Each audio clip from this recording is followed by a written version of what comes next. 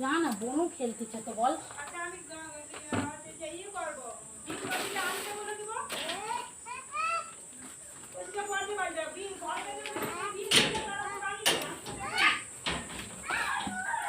আরে তারা কি সবাই নিরক্ষর আছে তারা লিখে দিবে আমি দেখে দেবো এবার কচি পড়তে পারবে না